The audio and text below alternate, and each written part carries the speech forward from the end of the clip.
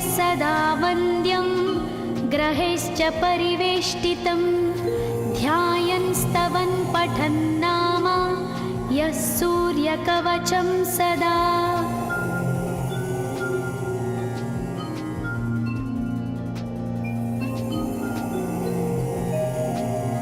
कवचं गृणिः पातु शिरोदेशं सूर्यः पालं च पातु मे आदित्यो लोचने पातु श्रुतिपातः प्रभाकरः घ्राणं पातु सदा भानो अर्कः पातु तथा।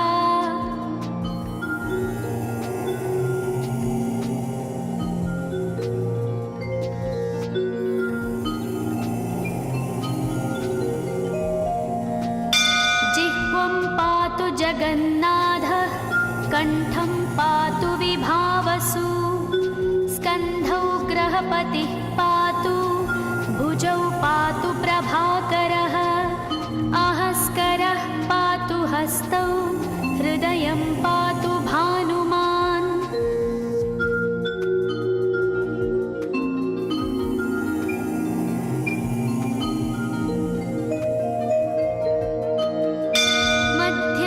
पातु सप्ताश्वो नाभिं पातु नभोमणिः द्वादशात्मा कटिं पातु सविता पातु सक्तिनी ऊरू पातु सुरश्रेष्ठो जानुनी पातु भास्करः जङ्घे पातु च मार्ताण्डो गुल्फौ पातु त्विषाम्पतिः।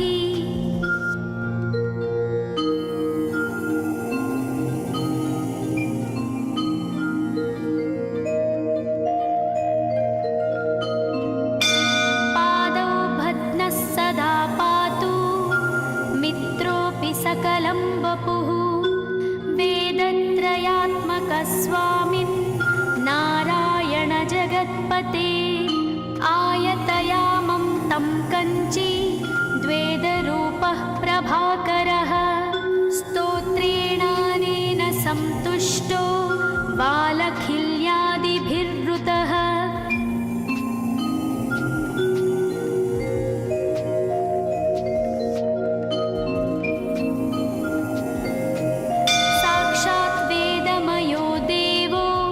रथारूढः समागतः तं दृष्ट्या सहस्तोत्थाय दण्डवत् प्रणमन् भुवि कृताञ्जलिपुटो भूत्वा सूर्यस्याग्रे स्तुवत्तदा वेदमूर्तिः महाभागो ज्ञानदृष्टिर्विचार्य च ब्रह्मणा स्थापितं पूर्वं यथा यमाविवर्जितम्।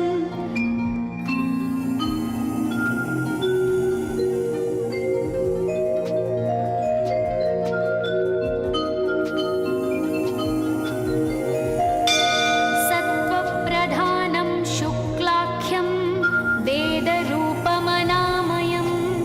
शब्दब्रह्ममयं वेदं सत्कर्म ब्रह्मवाचकम् मुनिमध्यापयामास प्रथमं सविता स्वयं तेन प्रथमदत्तेन वेदेन परमेश्वरः यज्ञवल्क्यो मुनिश्रेष्ठः कृतकृत्यो भवत्तदा।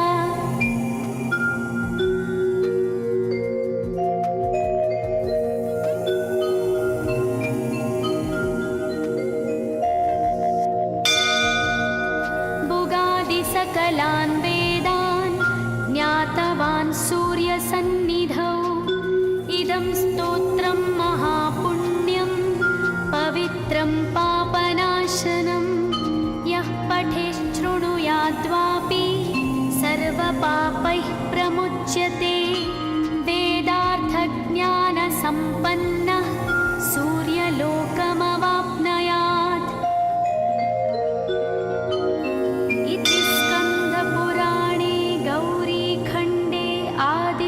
कवचं सम्पूर्णम्।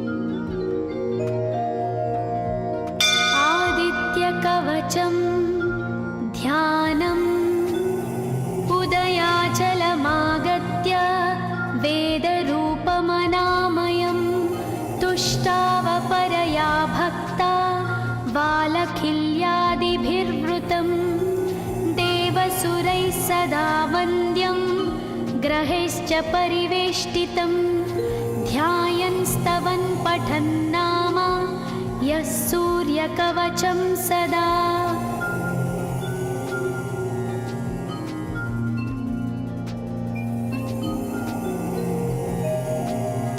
कवचं गृणिः पातु शिरोदेशं सूर्यः पालं च पातु मे आदित्यो लोचने पातु श्रुतिपातः प्रभाकरः घ्राणं पातु सदा भानो अर्कपातु तथा।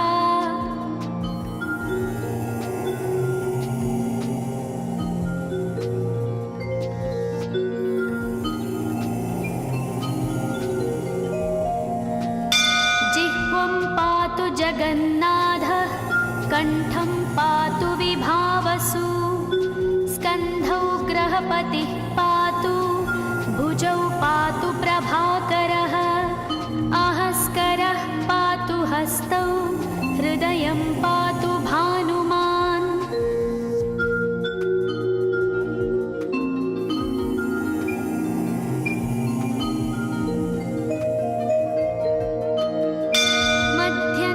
पातु सप्ताश्वो नाभिं पातु नभोमणिः द्वादशात्मा कटिं पातु सविता पातु सक्तिनी ऊरू पातु सुरश्रेष्ठो जानुनी पातु भास्करः जङ्घे पातु च मार्ताण्डो गुल्फौ पातु त्विषाम्पतिः।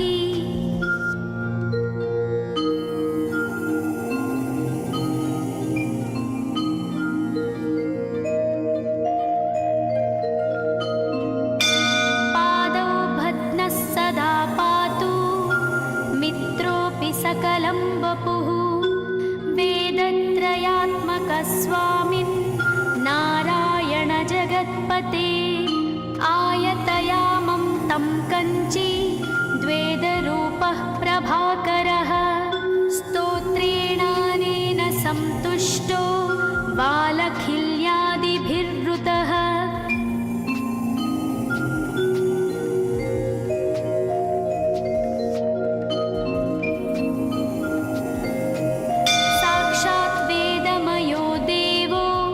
रथारूढः समागतः तं दृष्ट्या सहस्तोत्थाय दण्डवत् प्रणमन् भुवि कृताञ्जलिपुटो भूत्वा सूर्यस्याग्रे स्तुवत्तदा वेदमूर्तिः महाभागो ज्ञानदृष्टिर्विचार्य च ब्रह्मणा स्थापितं पूर्वं यथा यमाविवर्जितम्।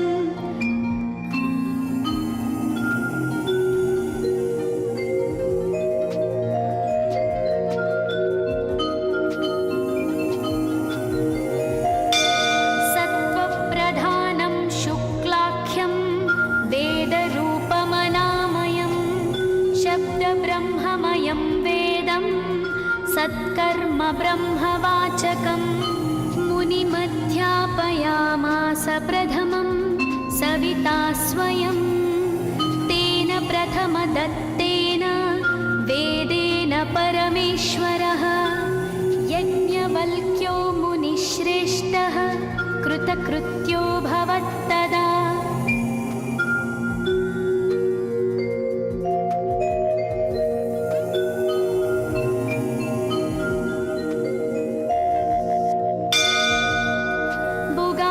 सकलान् वेदान् ज्ञातवान् सूर्यसन्निधौ इदं स्तोत्रं महापुण्यं पवित्रं पापनाशनं यः पठेच्छृणुयाद्वापि सर्वपापैः प्रमुच्यते वेदार्थज्ञानसम्पन्नः सूर्यलोकमवाप्नुयात्।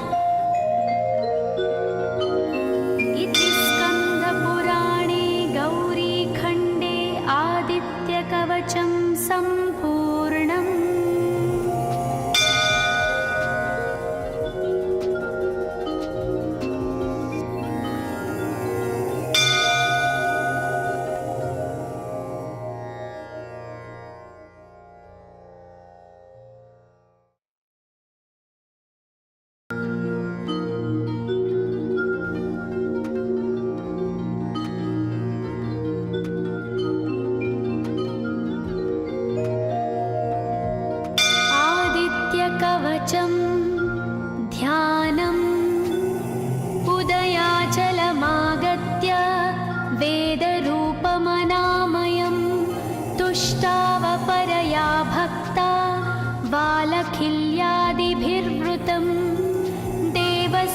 सदा वन्द्यं ग्रहेश्च परिवेष्टितं ध्यायन् स्तवन् पठन् नाम यः सूर्यकवचं सदा।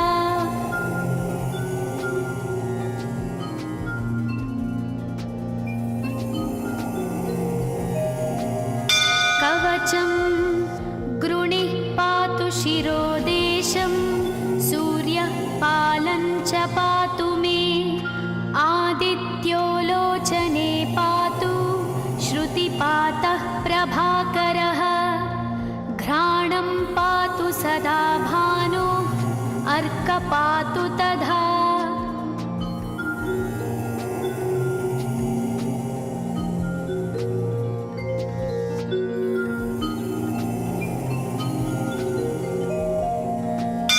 जिह्वं पातु जगन्नाथः कण्ठं पातु विभावसु स्कन्धौ ग्रहपतिः पातु भुजौ पातु प्रभाकरः अहस्करः पातु हस्तौ हृदयं पातु भानुमान्।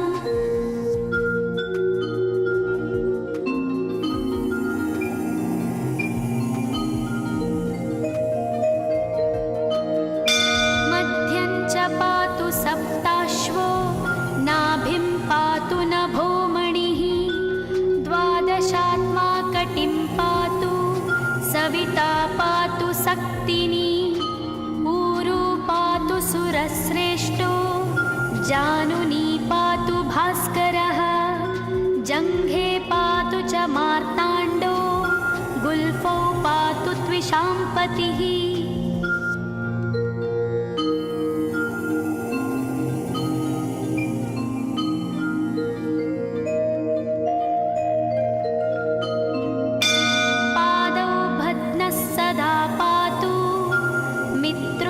सकलं वपुः वेदत्रयात्मकस्वामिन् नारायण जगत्पते आयतयामं तं कञ्ची द्वेदरूपः प्रभाकरः स्तोत्रेणानेन सन्तुष्टो बालखिल्यादिभिर्वृतः।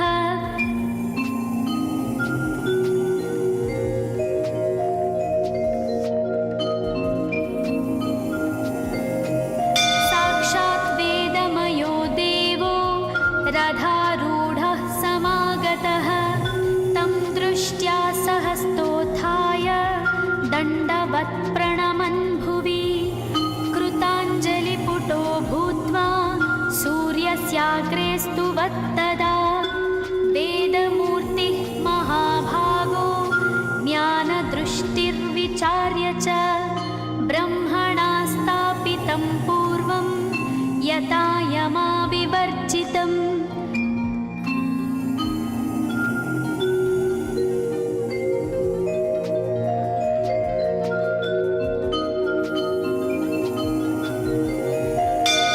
सत्त्वप्रधानं शुक्लाख्यं वेदरूपमनामयं शब्दब्रह्ममयं वेदं सत्कर्म ब्रह्मवाचकम् मुनिमध्यापयामास प्रथमं सविता स्वयं तेन प्रथमदत्तेन वेदेन परमेश्वरः यज्ञवल्क्यो मुनिश्रेष्ठः कृतकृत्यो भवत्तदा।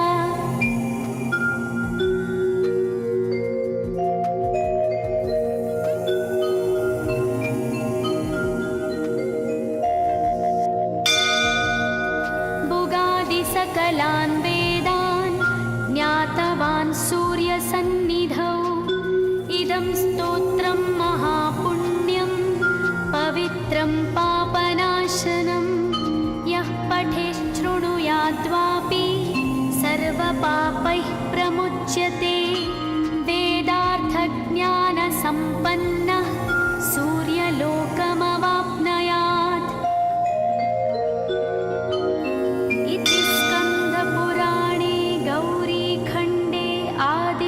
कवचं सम्पूर्णम्।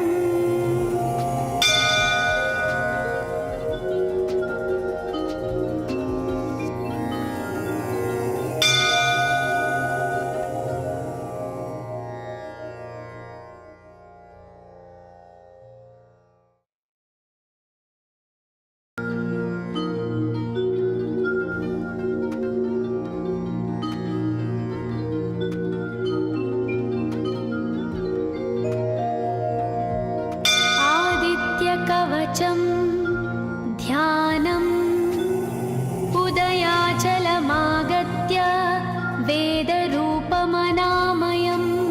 तुष्टावपरया भक्ता बालखिल्यादिभिर्वृतं देवसुरैः सदा वन्द्यं ग्रहैश्च परिवेष्टितं ध्यायन् स्तवन् पठन् नाम यः सूर्यकवचं सदा।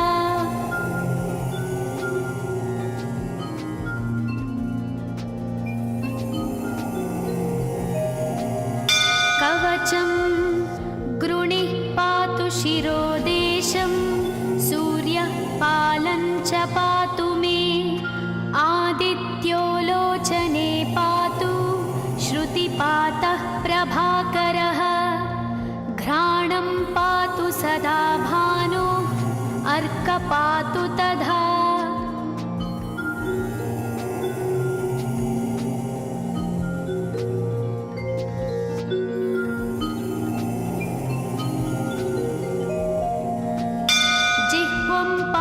जगन्नाथः कण्ठं पातु विभावसु स्कन्धौ ग्रहपतिः पातु भुजौ पातु प्रभाकरः अहस्करः पातु हस्तौ हृदयं पातु भानुमान्।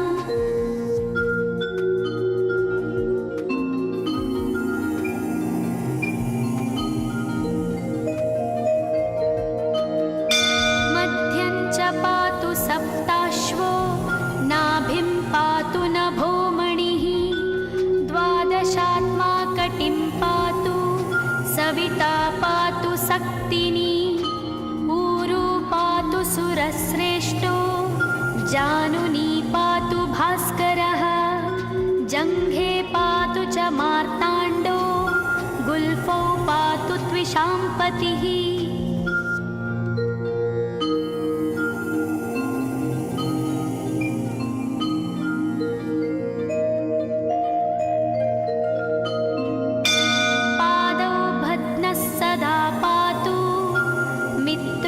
सकलं वपुः वेदत्रयात्मकस्वामिन् नारायण जगत्पते आयतयामं तं कञ्ची द्वेदरूपः प्रभाकरः स्तोत्रेणानेन सन्तुष्टो बालखिल्यादिभिर्वृतः।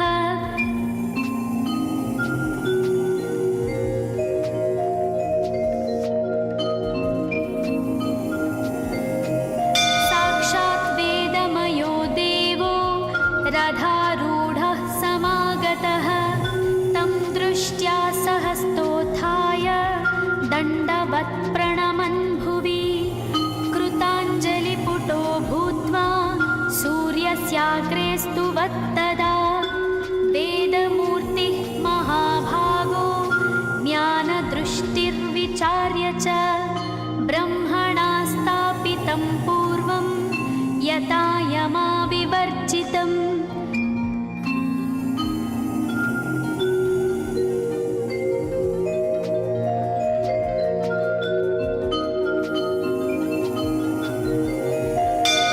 सत्त्वप्रधानं शुक्लाख्यं वेदरूपमनामयं शब्दब्रह्ममयं वेदं सत्कर्म ब्रह्मवाचकम् मुनिमध्यापयामास प्रथमं सविता स्वयं तेन प्रथमदत्तेन वेदेन परमेश्वरः यज्ञवल्क्यो मुनिश्रेष्ठः कृतकृत्यो भवत्तदा।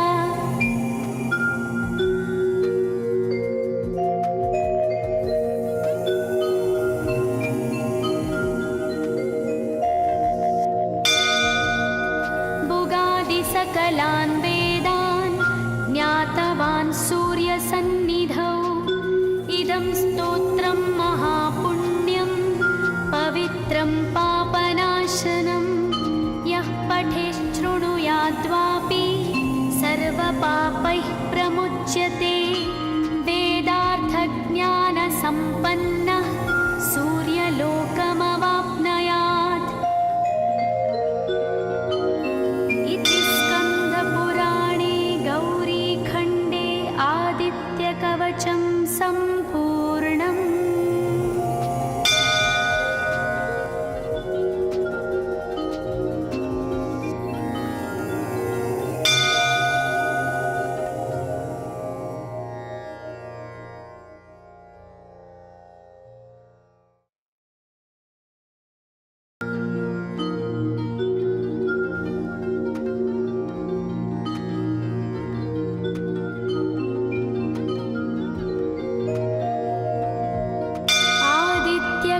कवचं ध्यानम् उदयाचलमागत्य वेदरूपमनामयं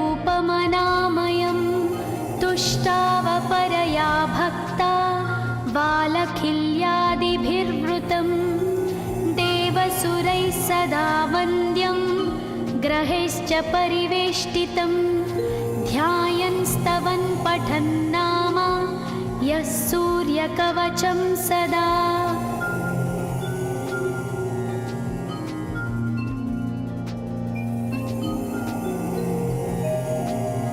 कवचं गृणिः पातु शिरोदेशं सूर्यः पालं च पातु मे आदित्यो लोचने पातु श्रुतिपातः प्रभाकरः घ्राणं पातु सदा भानो अर्कपातु तथा।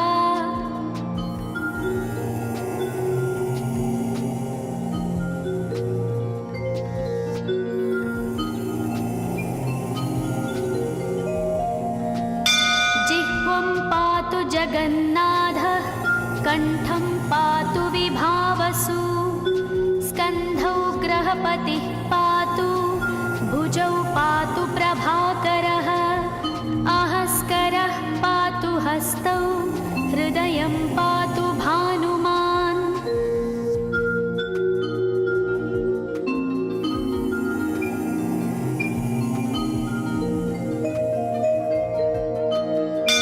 मध्यं च पातु सप्ताश्वो नाभिं पातु नभोमणिः द्वादशात्मा कटिं पातु सविता पातु सक्तिनी ऊरू पातु सुरश्रेष्ठो जानुनी पातु भास्करः जङ्घे पातु च मार्ताण्डो गुल्फौ पातु त्विषाम्पतिः।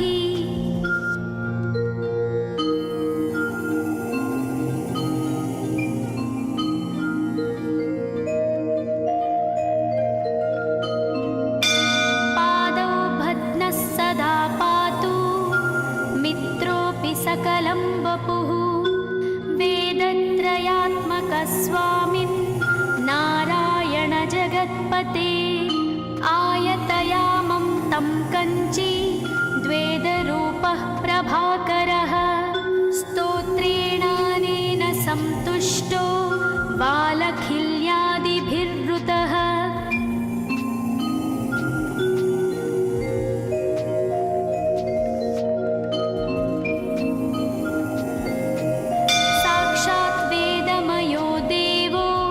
रथारूढः समागतः तं दृष्ट्या सहस्तोत्थाय दण्डवत् प्रणमन् भुवि कृताञ्जलिपुटो भूत्वा सूर्यस्याग्रे स्तुवत्तदा वेदमूर्तिः महाभागो ज्ञानदृष्टिर्विचार्य च ब्रह्मणा स्थापितं पूर्वं यथा यमाविवर्जितम्।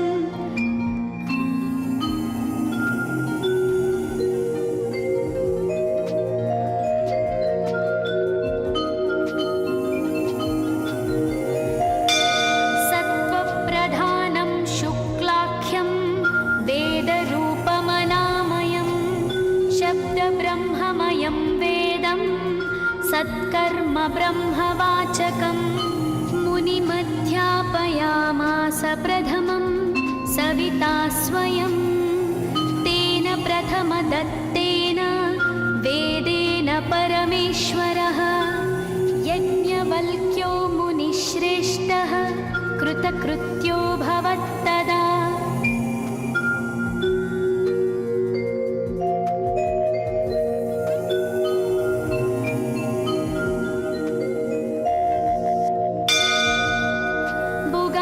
सकलान् वेदान् ज्ञातवान् सूर्यसन्निधौ इदं स्तोत्रं महापुण्यं पवित्रं पापनाशनं यः पठेच्छृणुयाद्वापि सर्वपापैः प्रमुच्यते वेदार्थज्ञानसम्पन्नः सूर्यलोकमवाप्नुयात्।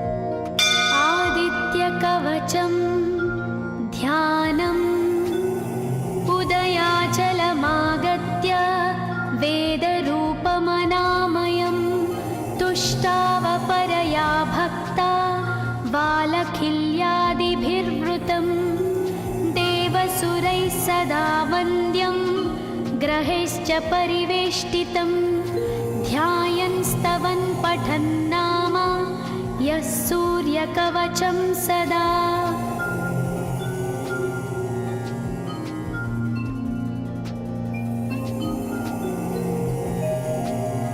कवचं गृणिः पातु शिरोदेशं सूर्यः पालं च पातु मे आदित्यो लोचने पातु श्रुतिपातः प्रभाकरः घ्राणं पातु सदा भानो अर्क पातु तथा।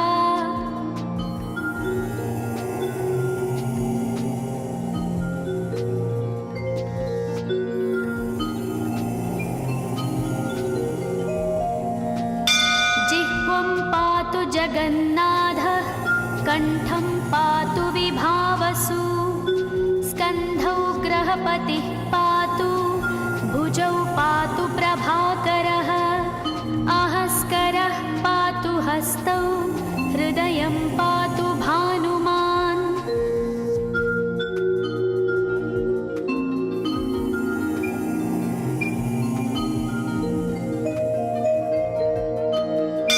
मध्यं च पातु सप्ताश्वो नाभिं पातु नभोमणिः द्वादशात्मा कटिं पातु सविता पातु सक्तिनी ऊरू पातु सुरश्रेष्ठो जानुनी पातु भास्करः जङ्घे पातु च मार्ताण्डो गुल्फौ पातु त्विषाम्पतिः।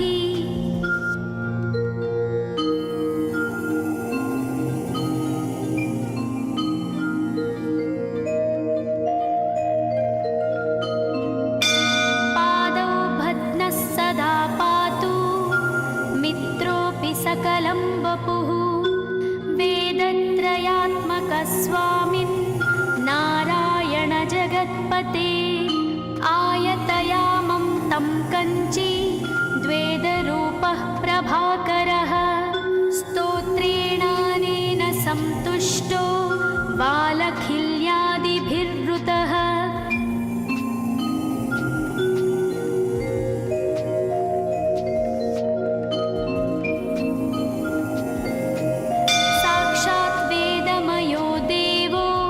रथारूढः समागतः तं दृष्ट्या सहस्तोत्थाय दण्डवत् प्रणमन् भुवि कृताञ्जलिपुटो भूत्वा सूर्यस्याग्रे स्तुवत्तदा वेदमूर्तिः महाभागो ज्ञानदृष्टिर्विचार्य च ब्रह्मणा स्थापितं पूर्वं यथा यमाविवर्जितम्।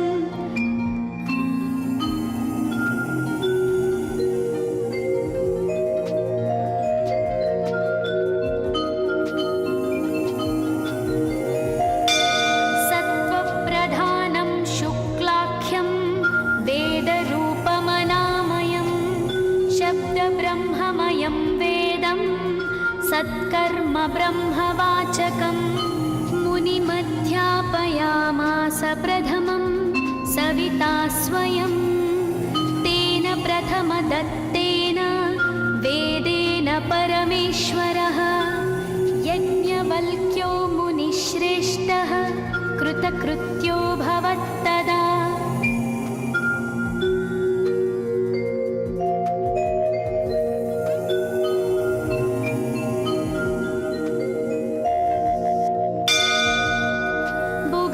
सकलान् वेदान् ज्ञातवान् सूर्यसन्निधौ इदं स्तोत्रं महापुण्यं पवित्रं पापनाशनं यः पठेच्छृणुयाद्वापि सर्वपापैः प्रमुच्यते वेदार्थज्ञानसम्पन्नः सूर्यलोकमवाप्नुयात्।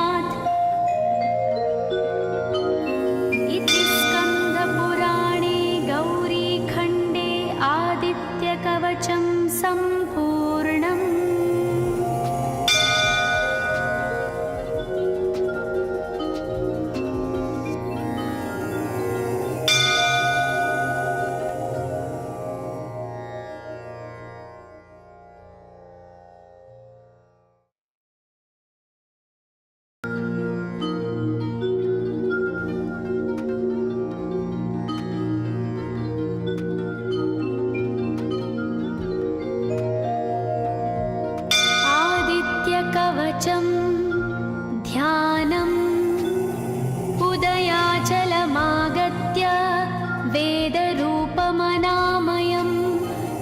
दृष्टावपरया भक्ता बालखिल्यादिभिर्वृतं देवसुरैः सदा वन्द्यं ग्रहैश्च परिवेष्टितं ध्यायन् स्तवन् पठन् नाम यः सूर्यकवचं सदा।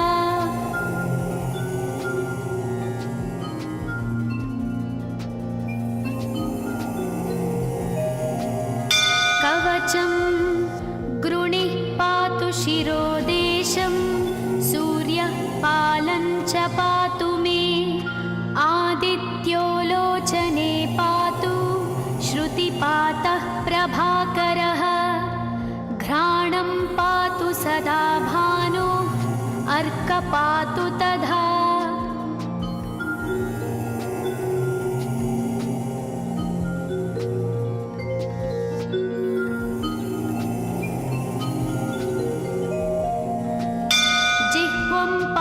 जगन्नाथः कण्ठं पातु विभावसु स्कन्धौ ग्रहपतिः पातु भुजौ पातु प्रभाकरः अहस्करः पातु हस्तौ हृदयं पातु भानुमान्।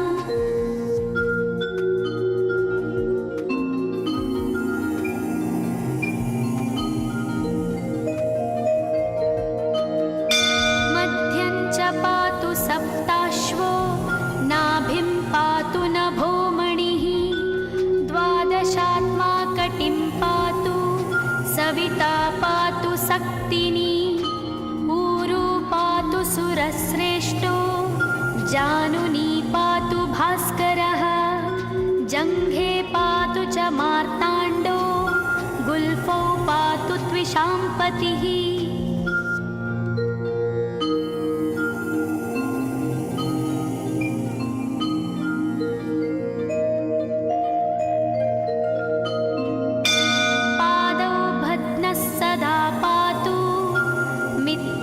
सकलं वपुः वेदत्रयात्मकस्वामिन् नारायण जगत्पते आयतयामं तं कञ्ची द्वेदरूपः प्रभाकरः स्तोत्रेणानेन सन्तुष्टो बालखिल्यादिभिर्वृतः।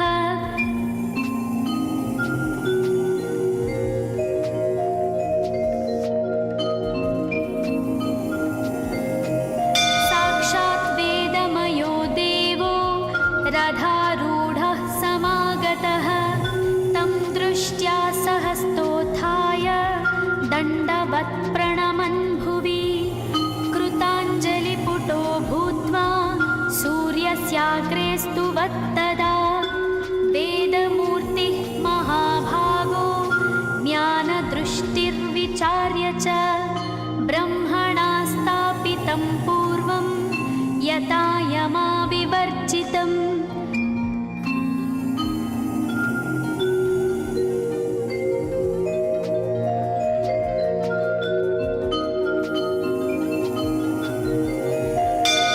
सत्त्वप्रधानं शुक्लाख्यं वेदरूपमनामयं शब्दब्रह्ममयं वेदं सत्कर्म ब्रह्मवाचकम् मुनिमध्यापयामास प्रथमं सविता स्वयं तेन प्रथमदत्तेन वेदेन परमेश्वरः यज्ञवल्क्यो मुनिश्रेष्ठः कृतकृत्यो भवत्तदा।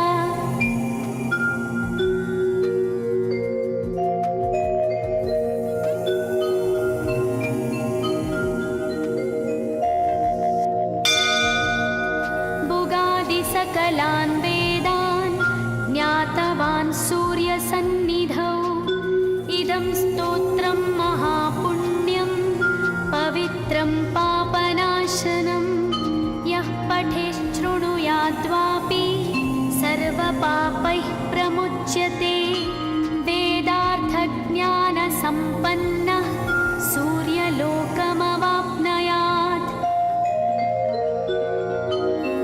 इति स्कन्दपुराणे गौरीखण्डे आदित्यकवचं सम्पूर्णम्।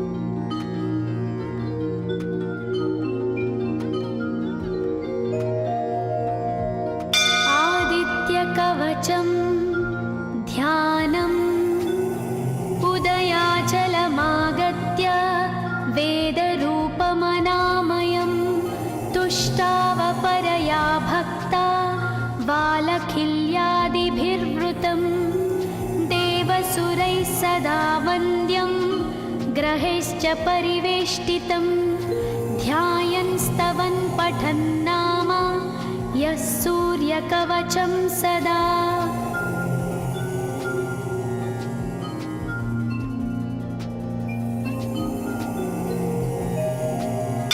कवचं गृणिः पातु शिरोदेशं सूर्यः पालं च पातु मे आदित्यो लोचने पातु श्रुतिपातः प्रभाकरः घ्राणं पातु सदा भानो अर्कपातु तथा।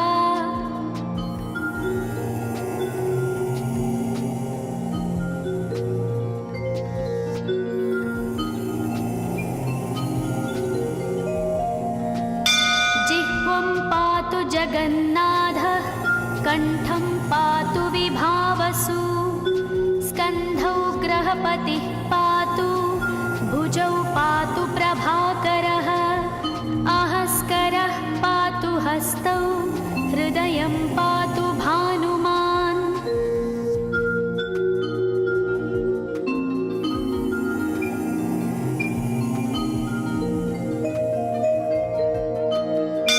मध्यं च पातु सप्ताश्वो नाभिं पातु नभोमणिः द्वादशात्मा कटिं पातु सविता पातु सक्तिनी ऊरू पातु सुरश्रेष्ठो जानुनी पातु भास्करः जङ्घे पातु च मार्ताण्डो गुल्फौ पातु त्विषाम्पतिः।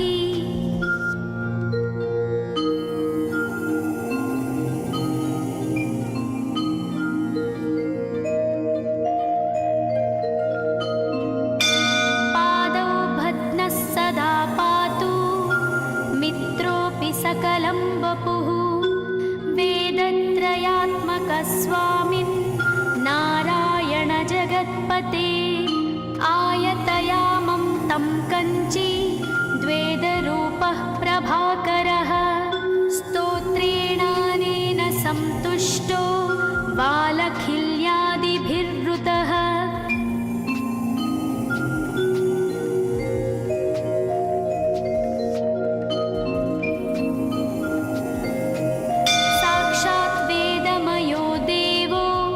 रथारूढः समागतः तं दृष्ट्या सहस्तोत्थाय दण्डवत् प्रणमन् भुवि कृताञ्जलिपुटो भूत्वा सूर्यस्याग्रे स्तुवत्तदा वेदमूर्तिः महाभागो ज्ञानदृष्टिर्विचार्य च ब्रह्मणा स्थापितं पूर्वं यथा यमाविवर्जितम्।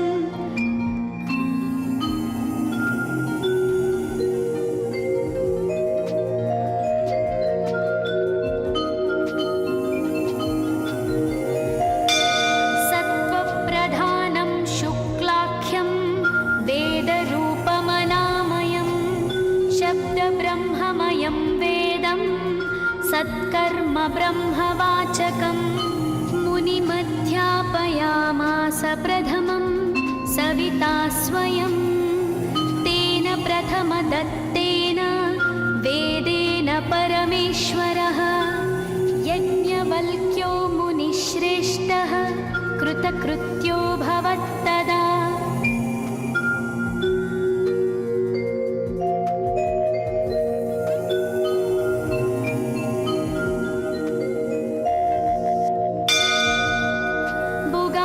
सकलान् वेदान् ज्ञातवान् सूर्यसन्निधौ इदं स्तोत्रं महापुण्यं पवित्रं पापनाशनं यः पठेच्छृणुयाद्वापि सर्वपापैः प्रमुच्यते वेदार्थज्ञानसम्पन्नः सूर्यलोकमवाप्नुयात्। इति स्कन्दपुराणे गौरीखण्डे आदित्यकवचं सम्पूर्णम्।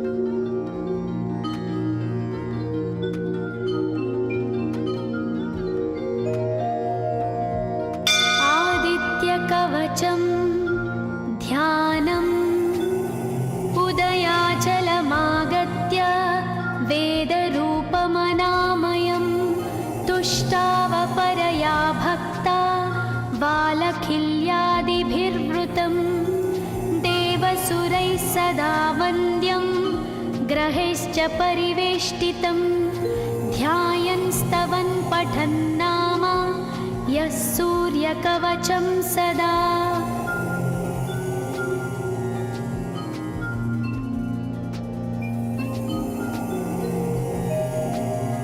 कवचं गृणिः पातु शिरोदेशं सूर्यः पालं च पातु मे आदित्यो लोचने पातु श्रुतिपातः प्रभाकरः घ्राणं पातु सदा भानो अर्क पातु तथा।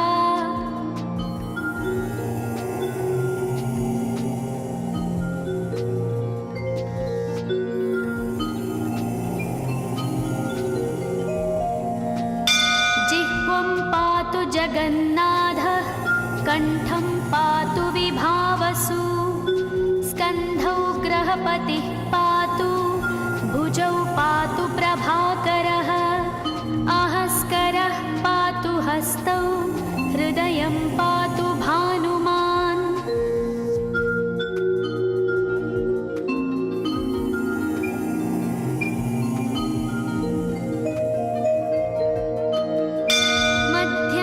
पातु सप्ताश्वो नाभिं पातु नभोमणिः द्वादशात्मा कटिं पातु सविता पातु सक्तिनी ऊरु पातु सुरश्रेष्ठो जानुनी पातु भास्करः जङ्घे पातु च मार्ताण्डो गुल्फौ पातु त्विषाम्पतिः।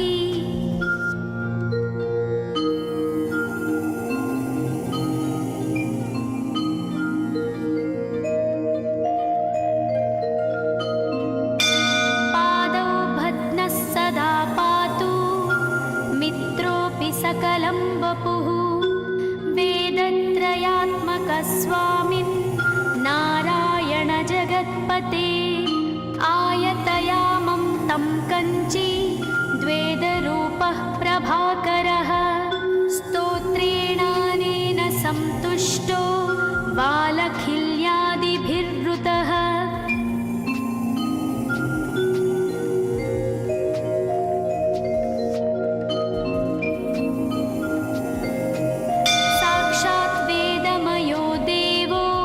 रथारूढः समागतः तं दृष्ट्या सहस्तोत्थाय दण्डवत् प्रणमन् भुवि कृताञ्जलिपुटो भूत्वा सूर्यस्याग्रे स्तुवत्तदा वेदमूर्तिः महाभागो ज्ञानदृष्टिर्विचार्य च ब्रह्मणा स्थापितं पूर्वं यथा यमाविवर्जितम्।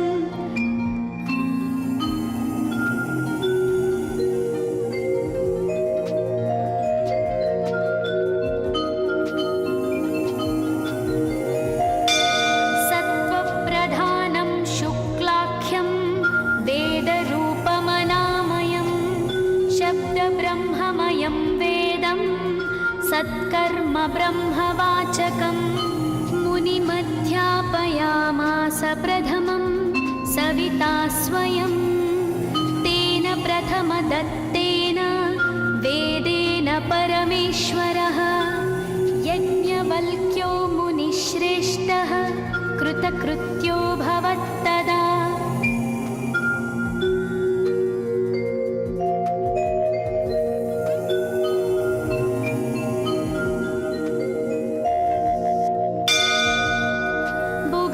सकलान् वेदान् ज्ञातवान् सूर्यसन्निधौ इदं स्तोत्रं महापुण्यं पवित्रं पापनाशनं यः पठेच्छृणुयाद्वापि सर्वपापैः प्रमुच्यते वेदार्थज्ञानसम्पन्नः सूर्यलोकमवाप्नुयात्।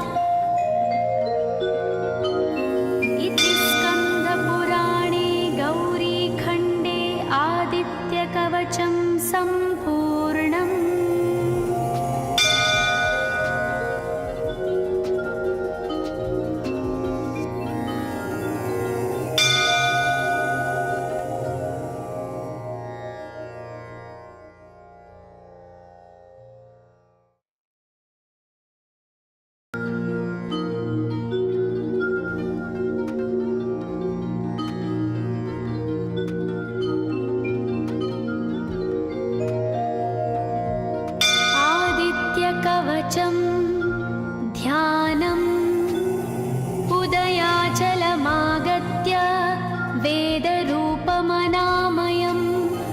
सन्तुष्टावपरया भक्ता बालखिल्यादिभिर्वृतं देवसुरैः सदा वन्द्यं ग्रहैश्च परिवेष्टितं ध्यायन् स्तवन् पठन् नाम यः सूर्यकवचं सदा।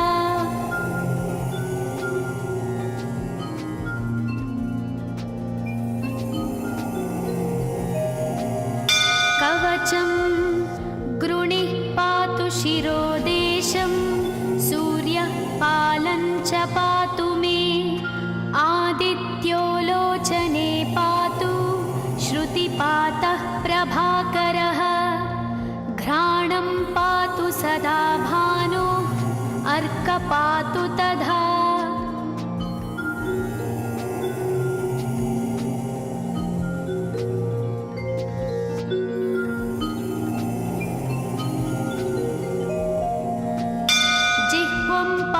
जगन्नाथः कण्ठं पातु विभावसु स्कन्धौ ग्रहपतिः पातु भुजौ पातु प्रभाकरः अहस्करः पातु हस्तौ हृदयं पातु भानुमान्।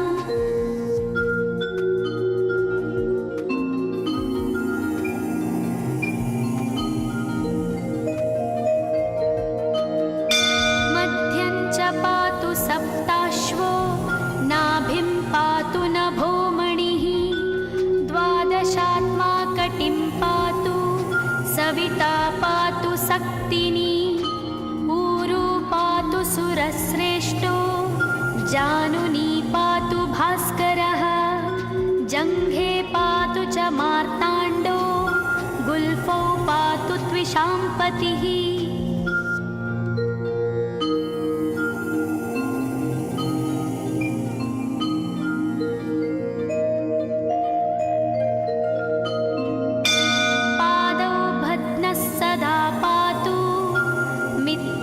सकलं वपुः वेदत्रयात्मकस्वामिन् नारायण जगत्पते आयतयामं तं कञ्ची द्वेदरूपः प्रभाकरः स्तोत्रेणानेन सन्तुष्टो बालखिल्यादिभिर्वृतः।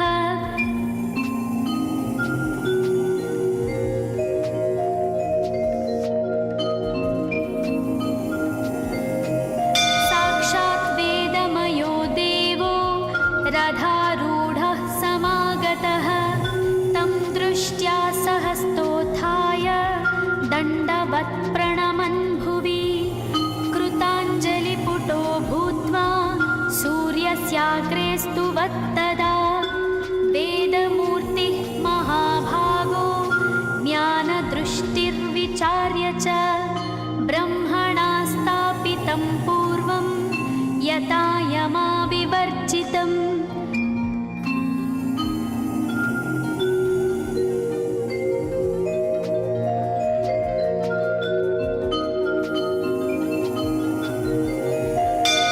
सत्त्वप्रधानं शुक्लाख्यं वेदरूपमनामयं शब्दब्रह्ममयं वेदं सत्कर्म ब्रह्मवाचकम् मुनिमध्यापयामास प्रथमं सविता स्वयं तेन प्रथमदत्तेन वेदेन परमेश्वरः यज्ञवल्क्यो मुनिश्रेष्ठः कृतकृत्यो भवत्तदा।